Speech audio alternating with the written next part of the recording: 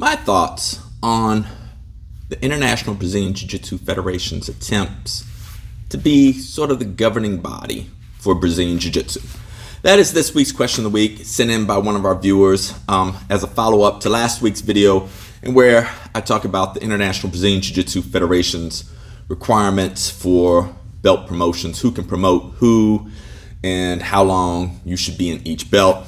And so a follow-up question one of our viewers sent in and said, well, what do you think about the IBJJF's rules and their attempts to be a governing body, even though they are a for-profit corporation?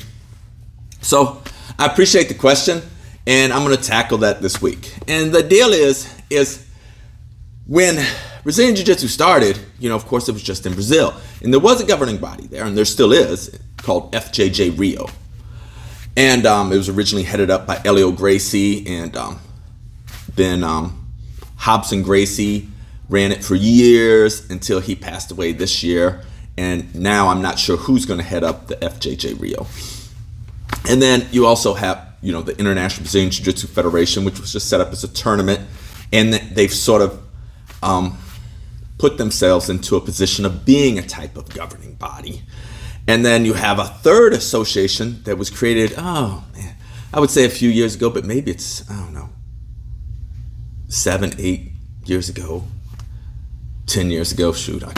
Time flies. I'm 55, and you get, like everything, you say, hey, 20 years ago, I'm thinking the 1980s. And it's like, no, 20 years ago wasn't the 1980s. But I digress.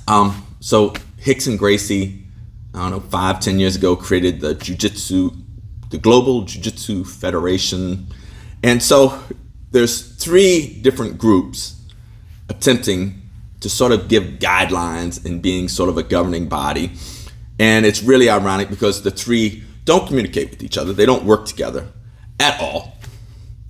And but the irony is all 3 of them are run by the same family members.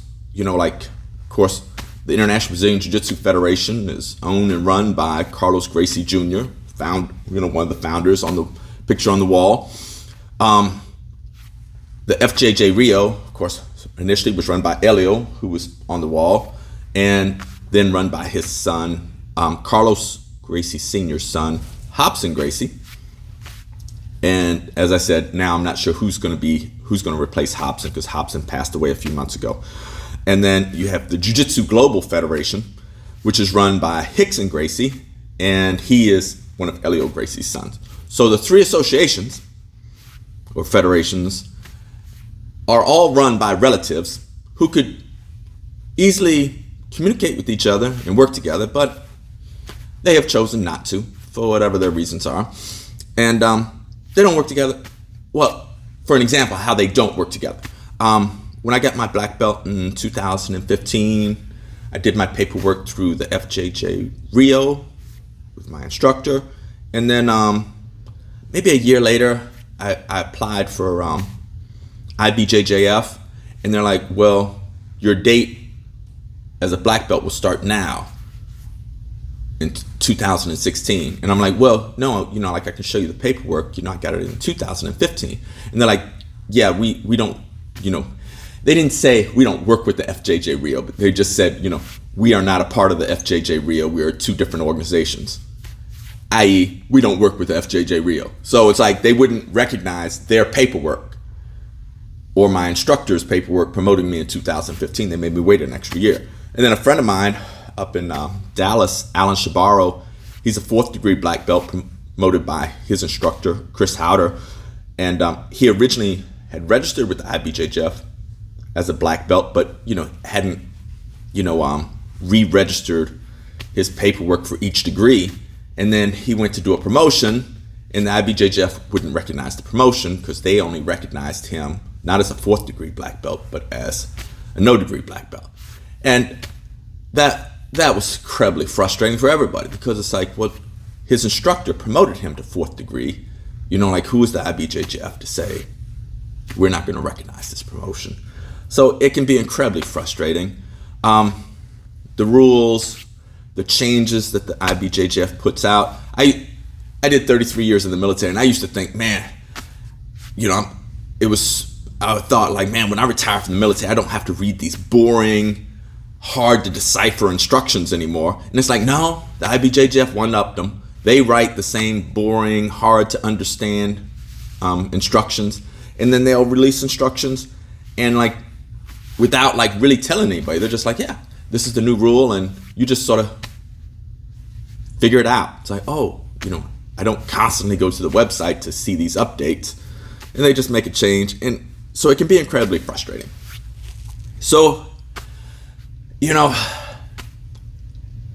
problem with martial arts, and it doesn't matter whether you're talking about wrestling, talk about MMA, judo, taekwondo, we have a lot of alpha personalities, and we basically don't want anybody to tell us what to do. It's like, who are you to tell us what to do? And you talk to anybody in those other sports, and there's frustration with the different governing bodies. There's multiple governing bodies, and then there'll be a breakup, and they'll create another governing body. And so there could be a lot of frustration with the different attempts at governing bodies, but we need to be uniform. And so I don't agree with everything that IBJJF does, but I recognize the importance of having some kind of uniform standards. And they, I think, do a very good job. Like I said, I don't agree with everything they did, especially whether it's my promotion or whether it's my friend Alan's promotion or, some of the other things they do in rules and tournaments. I don't agree with every rule change they make for a tournament, or like they just came out to make some rule change for their gis that I'm looking at it and I freaking just don't understand it.